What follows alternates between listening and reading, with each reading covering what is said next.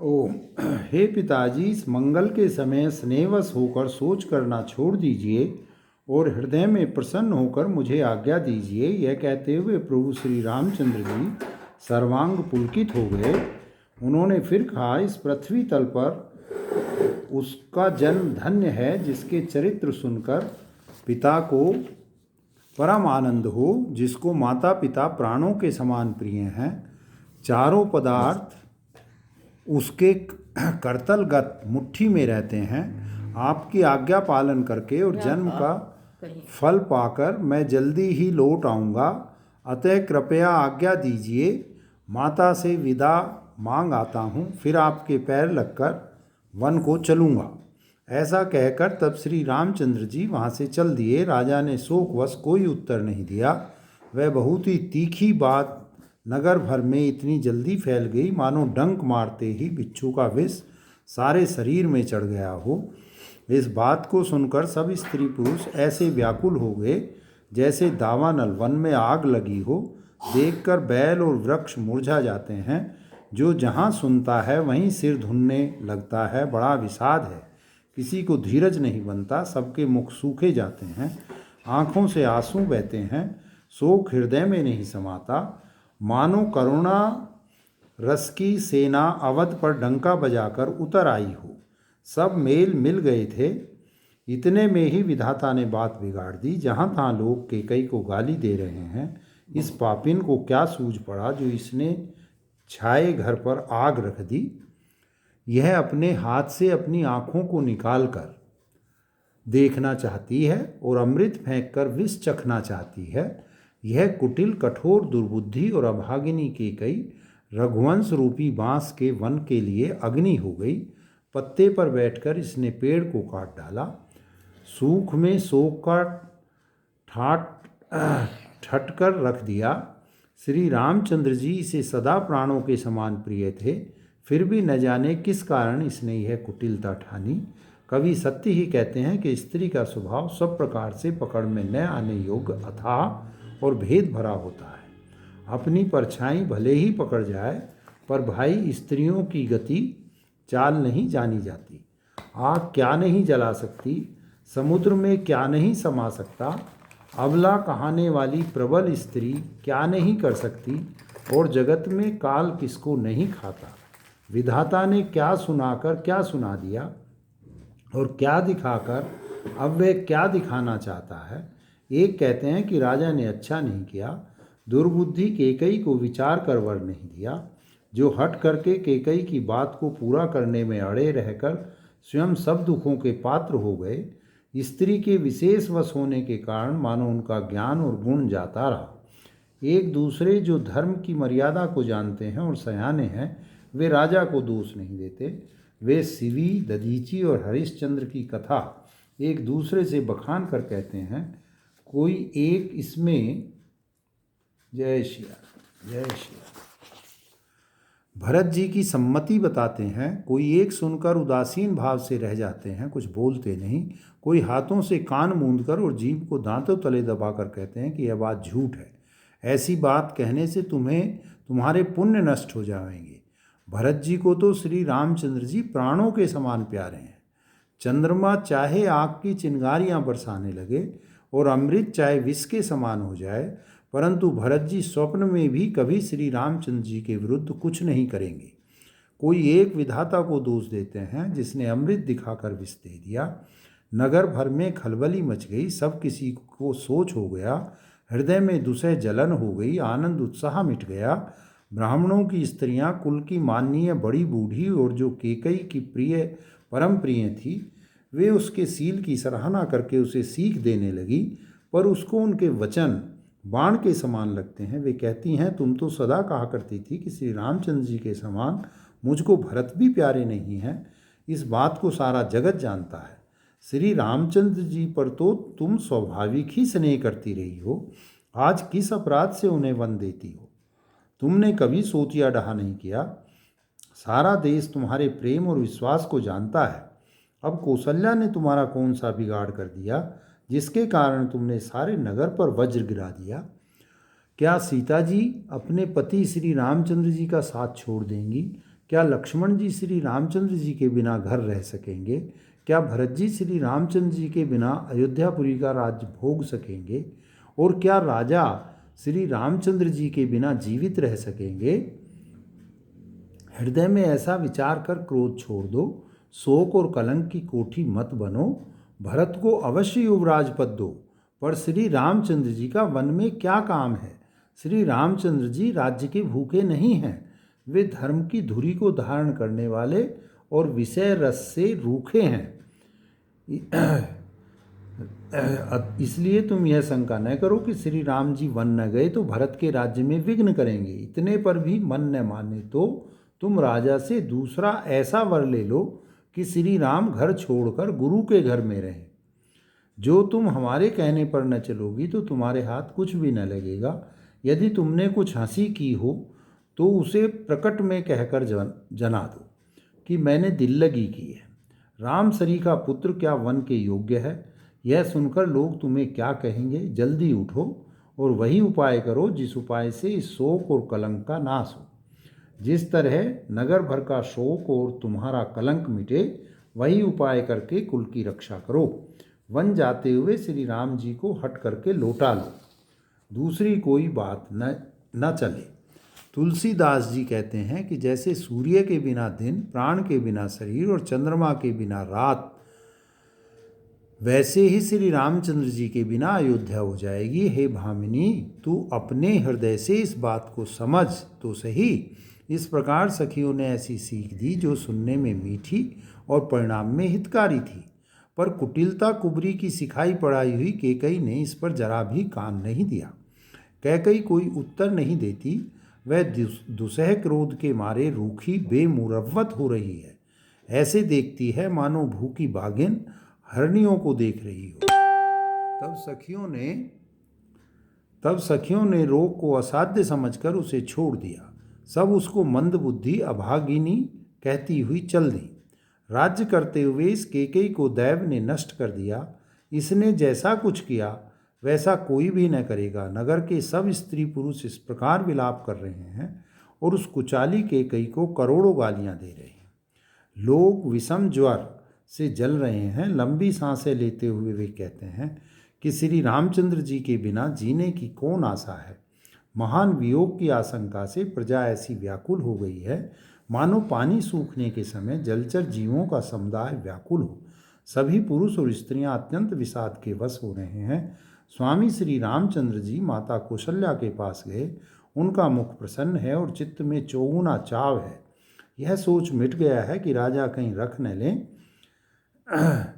श्री राम जी को राज तिलक की बात सुनकर विषाद हुआ था कि सब भाइयों को छोड़कर बड़े भाई मुझको ही राज तिलक क्यों होता है। माता कैकेयी की आज्ञा और पिता की मौन सम्मति पाकर वह सोच मिट गया। श्री रामचंद्र जी का मन नए पकड़े हुए हाथी के समान और राज तिलक उस हाथी के बांधने की कांटेदार लोहे की बेड़ी के समान है। वन जाना है यह सुनकर अपने को बंधनों से छूटा जानकर उनके हृदय में आनंद बढ़ गया। रघुकुल तिलक श्री रामचंद्र जी ने दोनों हाथ जोड़कर आनंद के साथ माता के चरणों में सिर नवाया। माता ने आशीर्वाद दिया, अपने हृदय से लगा लिया और उन पर गहने तथा कपड़े नौछावर किए। माता बार बार श्री रामचंद्र जी का मुख चूम रही हैं। नेत्रों में प्रेम का जल भर आया है और सब अंग पुलकित हो गए हैं। श्री राम को अपनी गोद में बैठाकर फिर हृदय से लगा लिया। सुंदर स्तन प्रेम रस दूध बहाने लगे। उनका प्रेम और महान आनंद कुछ कहा नहीं जाता। मानो कंगाल ने कुबेर का पद पा लिया हो।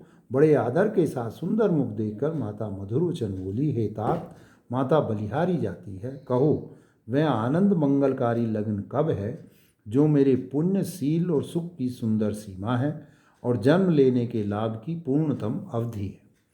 जिस लगन को सभी स्त्री पुरुष अत्यंत व्याकुलता से इस प्रकार चाहते हैं जिस प्रकार प्यास से चातक और चातक की शरद ऋतु के स्वाति नक्षत्र की वर्षा को चाहते हैं। हे तात, मैं बलैया लेती हूँ, तुम जल्दी नहा लो और जो मन भावे कुछ मिठाई खा लो। भैया तब पिता के पास जाना, बहुत देर हो गई है। माता बलिहारी जाती है। माता के अत्यंत अनुकूल वचन सुनकर जो मानो स्नेह रूपी कल्प वृक्ष के फूल थे, जो सुख रूपी मकरंद पुष्प रस से भरे थे और श्री राजलक्ष्मी के मूल थे, ऐसे वचन रूपी फूलों को देखकर श्री रामचंद्र जी का मन रूपी भोरा उन पर नहीं भूला। धर्म धुरीण श्री रामचंद्र जी ने धर्म की गति को जानकर माता से अत्यंत कोमल वाणी से कहा, हे माता, पिताजी ने मुझको वन का राज्य दिया है, जहाँ सब प्रकार से मेरा बड़ा काम बनने वाला है। हे माता, तू प्रसन्न मन से मुझे आज्ञा दे, जिससे मेरी वन यात्रा में आनंद मंगल हो। मेरे स्नेहवश भूल कर भी डरना नहीं। हे माता, तेरी कृपा से आनंद ही होगा। 14 वर्ष वन में रहकर पिताजी के वचन को प्रमाणित कर फिर लौटकर तेरे चरणों का दर्शन करूँगा। तू मन को म्लान दुखी न कर। रघुकुल में श्रेष्ठ श्री राम जी के ये बहुत ही नम्र और मीठे वचन माता के हृदय में बाण के समान लगे और कसकने लगे। उस शीतल वाणी को सुनकर कौशल्या वैसे ही सहम कर सूख गई, जैसे बरसात का पानी पड़ने से जवासा सूख जाता है। हृदय का विषाद कुछ कहा नहीं जाता। मानो सिंह की गर्जना सुनकर हिरणी विकल हो गई हो। नेत्रों में जल भर आया, शरीर थर थर कांपने लगा, मानो मछली मांजा पहली वर्षा का फेन खाकर बदहवास हो गई हो। धीरज धरकर पुत्र का मुख देखकर माता गदगद वचन कहने लगी, हे तात, तुम तो पिता को प्राणों के समान प्रिय हो। तुम्हारे चरित्रों को देखकर वे नित्य प्रसन्न होते थे। राज्य देने के लिए उन्होंने ही शुभ दिन सोधवाया था, फिर अब किस अपराध से वन जाने को कहा। हे तात, मुझे इसका कारण सुनाओ। सूर्य वंश को जलाने के लिए अग्नि कौन हो गया? तब श्री रामचंद्र जी का रुख देखकर मंत्री के पुत्र ने सब कारण समझाकर कहा। उस प्रसंग को सुनकर वे गूंगी जैसी रह गईं, चुप रह गईं। उनकी दशा का वर्णन नहीं किया जा सकता। न रख ही सकती हैं, न यह कह सकती हैं कि वन चले जाओ। दोनों ही प्रकार से हृदय में बड़ा भारी संताप हो रहा है।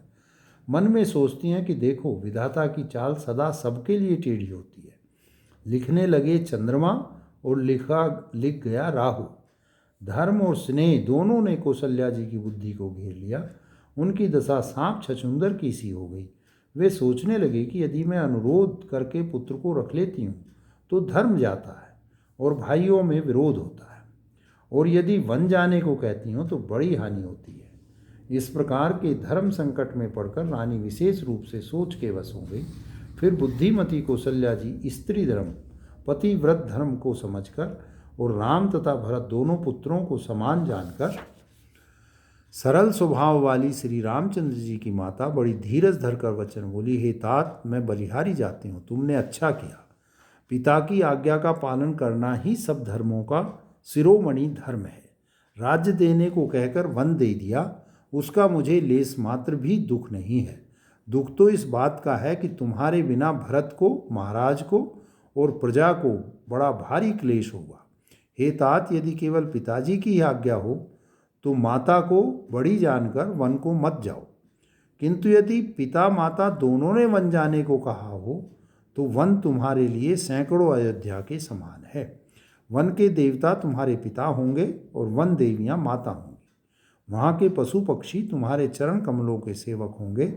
राजा के लिए अंत में तो वनवास करना उचित ही है। केवल तुम्हारी सुकुमार अवस्था देखकर हृदय में दुख होता है। हे रघुवंश के तिलक, वन बड़ा भाग्यवान है और यह अवध अभागी है जिसे तुमने त्याग दिया। हे पुत्र, यदि मैं कहूँ कि मुझे भी साथ ले चलो तो तुम्हारे हृदय में संदेह होगा कि माता इसी बहाने मुझे रोकना चाहती है। हे पुत्र, तुम सभी के परम प्रिय हो, प्राणों के प्राण और हृदय के जीवन हो। वही प्राणाधार तुम कहते हो कि माता मैं वन को जाऊं और मैं तुम्हारे वचनों को सुनकर बैठी पछताती हूँ।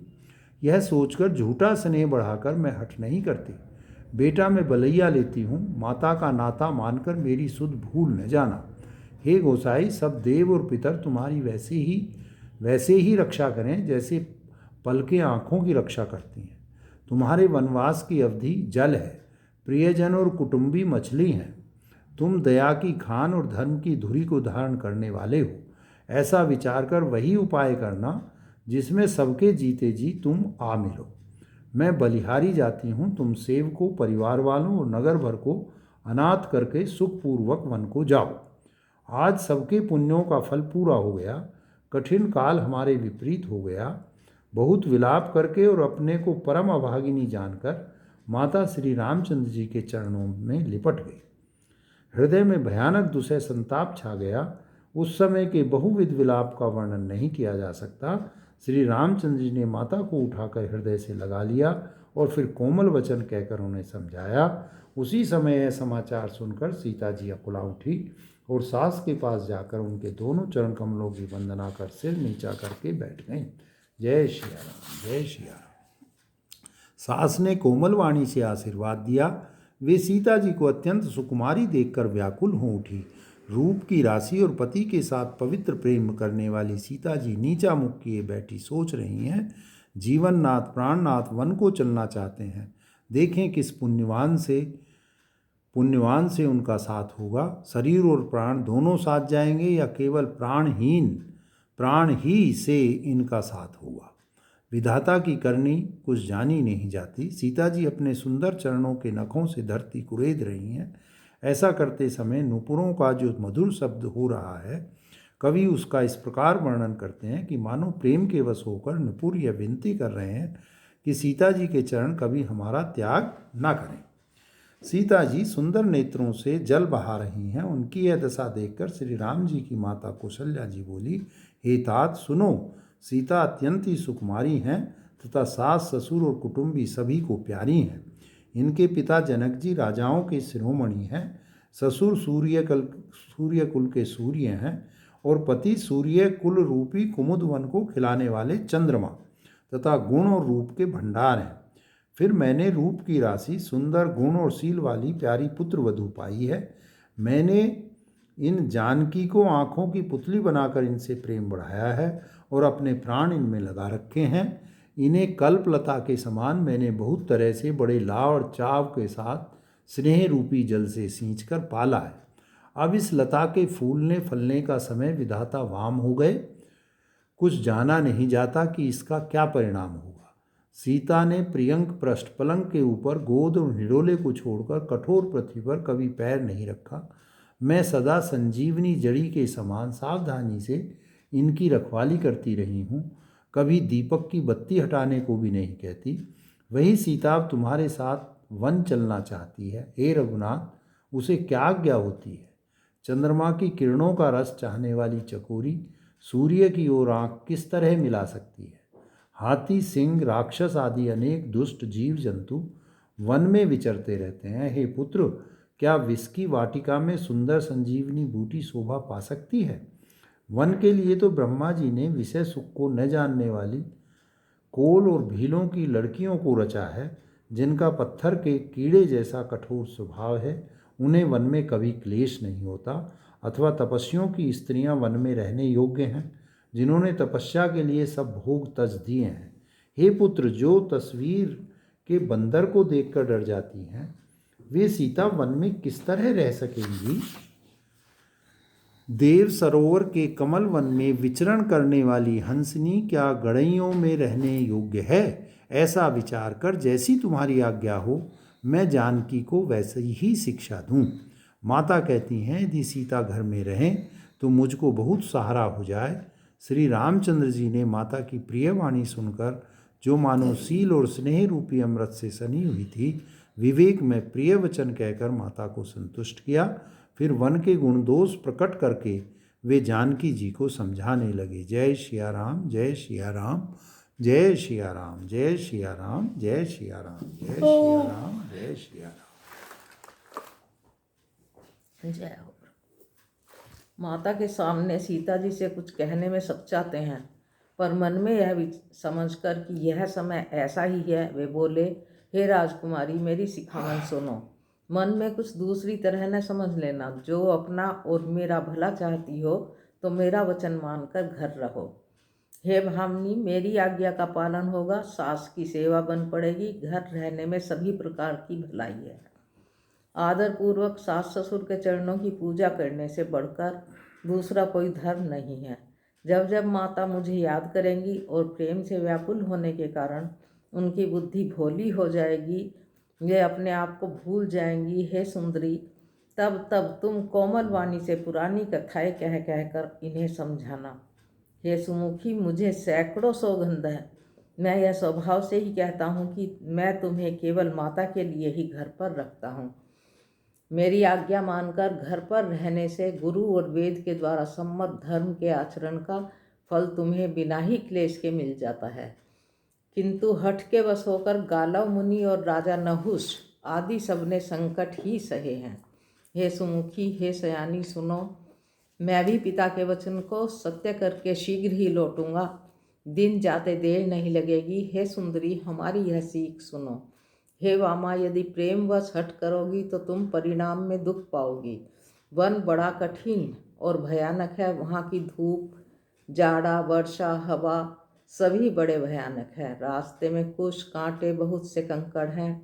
उन पर बिना जूते के पैदल ही चलना होगा। तुम्हारे चरण कोमल और सुंदर हैं और रास्ते में बड़े बड़े दुर्गम पर्वत हैं। पर्वतों की गुफाएं, खो, नदियाँ, नद और नाले ऐसे अगम्य और गहरे हैं कि उनकी ओर देखा तक नहीं जाता।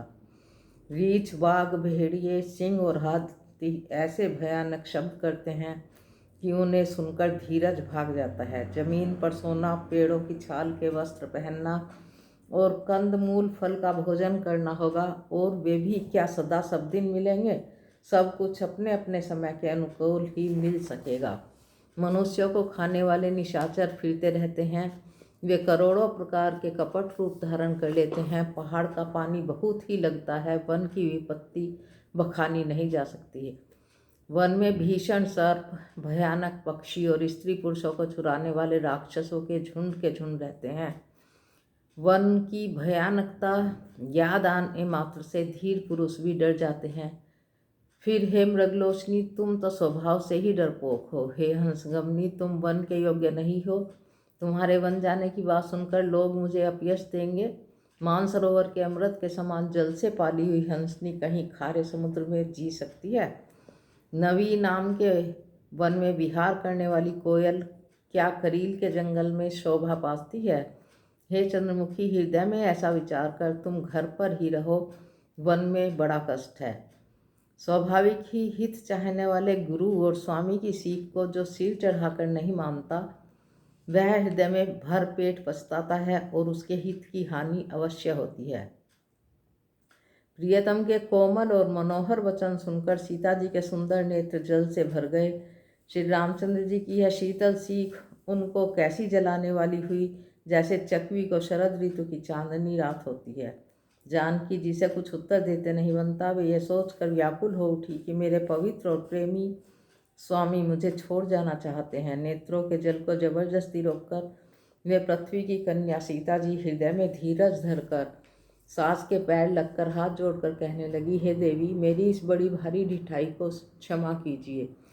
मुझे प्राणपति ने वही शिक्षा दी है जिससे मेरा हित हो, परंतु मैं मन में समझकर देख रही हूँ कि पति के वियोग के समान जगत में दूसरा दुख नहीं है।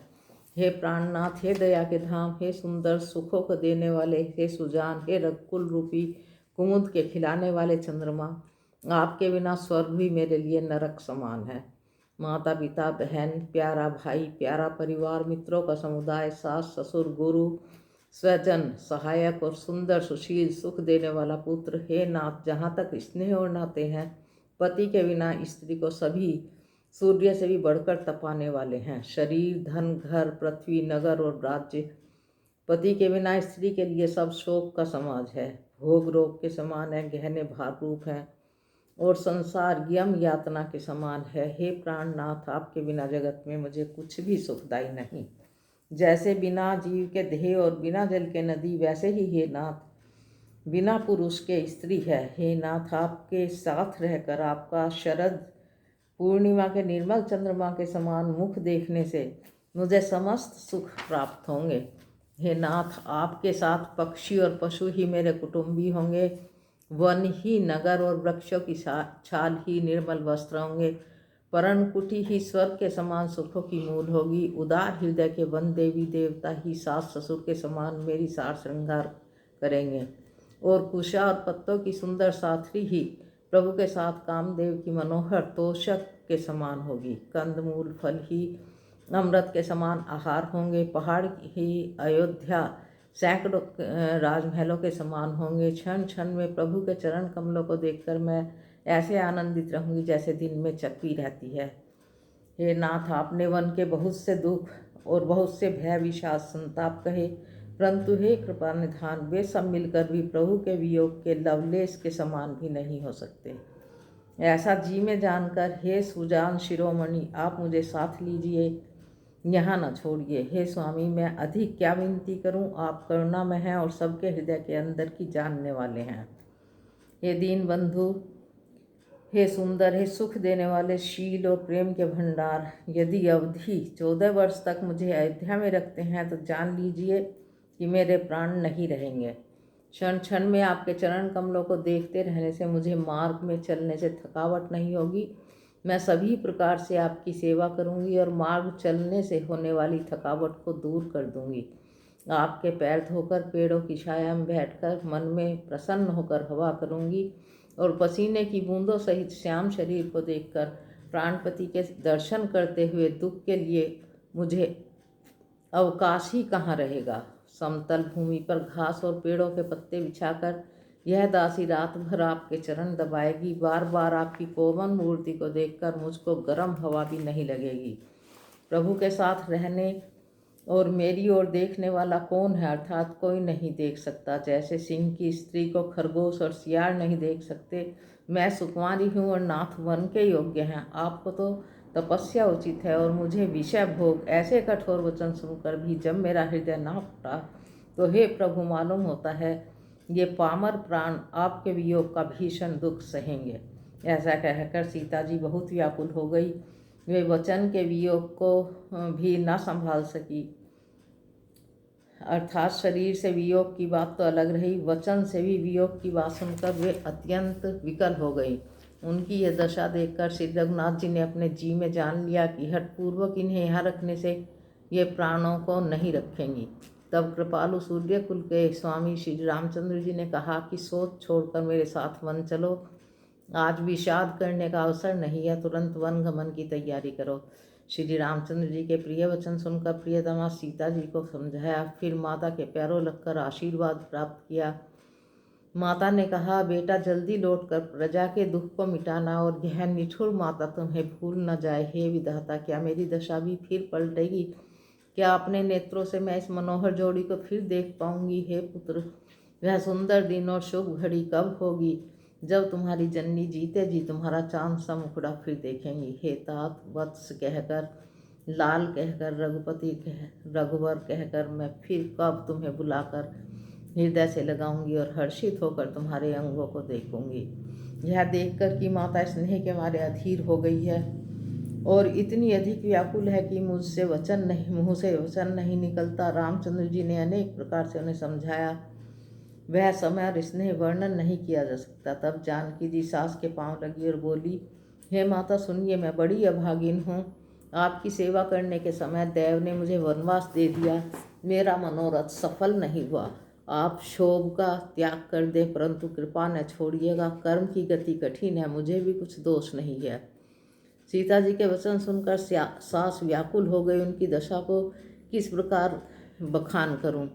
उन्होंने सीता जी को बार बार हृदय से लगाया और धीरज धरकर शिक्षा दी और आशीर्वाद दिया कि जब तक गंगा जी और यमुना जी में जल की धारा बहे तब तक तुम्हारा सुहाग अचल रहे। सीता जी को सास ने अनेकों प्रकार से आशीर्वाद और शिक्षाएं दी। वे बड़े ही प्रेम से बार बार चरण कमलों में सिर नवाकर चली। जब लक्ष्मण जी ने समाचार पाया तो वे व्याकुल होकर उदास मुँह उठ खड़े हुए और शरीर कांप रहा है, रोमांच है, नेत्र आंसुओं से भरे हैं। प्रेम से अत्यंत अधीर होकर उन्होंने श्री राम जी के चरण पकड़ लिए। वे कुछ कह नहीं सकते, खड़े खड़े देख रहे हैं, मानो जल से निकले जाने पर मछली दीन हो रही हो।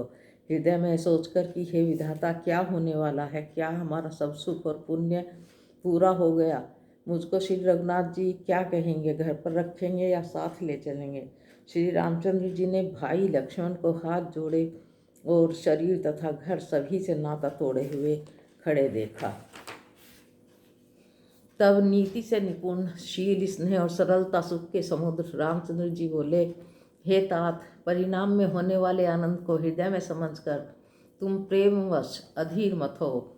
जो लोग माता पिता, गुरु और स्वामी की शिक्षा को स्वाभाविक ही सिर चढ़ाकर उसका पालन करते हैं, उन्होंने ही जन्म लेने का लाभ पाया है, नहीं तो जगत में जन्म व्यर्थ ही है। हे भाई, हृदय में ऐसा जानकर मेरी सीख सुनो और माता पिता के चरणों की सेवा करो। भरत और शत्रुघ्न घर पर नहीं है, महाराज वृद्ध हैं, उनके मन में मेरा दुख है। इस अवस्था में मैं तुमको साथ लेकर जाऊं और अयोध्या सभी प्रकार से अनाथ हो जाएगी। गुरु, पिता, माता, प्रजा और परिवार सभी पर दुख का दुसह भार आ पड़ेगा। अतः तुम यहीं रहो और सबका संतोष करते रहो, नहीं तो हे तात बड़ा दोष होगा। जिसके राज्य में प्यारी प्रजा दुखी रहती है, वह राजा अवश्य ही नरक का अधिकारी होता है। हे तात, ऐसी नीति विचार कर तुम घर रहो। यह सुनते ही लक्ष्मण जी बहुत व्याकुल हो गए। इन शीतल वचनों से वे कैसे सूख गए, जैसे पाले के स्पर्श से कमल सूख जाता है। प्रेमवश लक्ष्मण जी से कुछ उत्तर देते नहीं बना। उन्होंने व्याकुल होकर श्री राम जी के चरण पकड़ लिए और कहा, हे नाथ, मैं दास हूँ, आप स्वामी हैं, अतः आप मुझे छोड़ ही दें तो मेरा क्या वश है। हे स्वामी, आपने मुझे सीख तो अच्छी दी है, पर मुझे अपनी कायरता से वह मेरे लिए आगम लगी। शास्त्र और निधि के तो ये वे ही श्रेष्ठ पुरुष अधिकारी हैं जो धीर हैं और धर्म की दूरी को धारण करने वाले हैं। मैं तो प्रभु के स्नेह में पला हुआ छोटा बच्चा हूँ। कहीं हंस भी मंदराचल या सुमेरु पर्वत को उठा सकते हैं। हे नाथ, स्वभाव से ही कहता हूँ, आप विश्वास करें, मैं आपको छोड़कर माता पिता गुरु किसी को भी नहीं जानता। जगत में जहाँ तक स्नेह का संबंध है, प्रेम और विश्वास है, जिनको स्वयं वेदों ने गाया है। हे स्वामी, हे दीन बंधु, सबके हृदय के अंदर की जानने वाले मेरे तो वे सब कुछ आप ही हैं। धर्म और नीति का उपदेश तो उनको करना चाहिए जिसे कीर्ति, विभूति या सद्गति प्यारी हो, किंतु जो मन वचन कर्म से चरणों में प्रेम रखता हो, हे कृपा सिंधु, क्या वह भी त्यागने के योग्य है। दया के समुद्र श्री रामचंद्र जी ने भले भाई के कोमल और नम्रता युक्त वचन सुनकर उन्हें स्नेह के कारण डरे हुए जानकर हृदय से लगाकर समझाया और कहा, हे भाई, जाकर माता से विदा मांग आओ और जल्दी वन को चलो। रघुकुल में श्रेष्ठ राम जी की वाणी सुनकर लक्ष्मण जी आनंदित हो गए। बड़ी हानि दूर हो गई और बड़ा लाभ हुआ। वे हर्षित हृदय से माता सुमित्रा के पास आए, मानो अंधा फिर से नेत्र पा गया हो। उन्होंने जाकर माता के चरणों में मस्तक नवाया, किंतु उनका मन रघुकुल को आनंद देने वाले श्री रामचंद्र जी और जानकी जी के साथ था। माता ने उदास मन देखकर उनसे कारण पूछा। लक्ष्मण जी ने सब कथा विस्तार से कही। सुमित्रा जी कठोर वचनों को सुनकर ऐसी सहम गई जैसे हिरनी चारों ओर वन में आग लगी देखकर सहम जाती है। लक्ष्मण ने देखा कि आज अनर्थ हुआ, ये स्नेहवश काम बिगाड़ देंगी, इसलिए वे विदा मांगते हुए डर के मारे सब जाते हैं और सोचते हैं कि हे विधाता, माता साथ जाने को कहेंगी या नहीं। सुमित्रा जी ने राम जी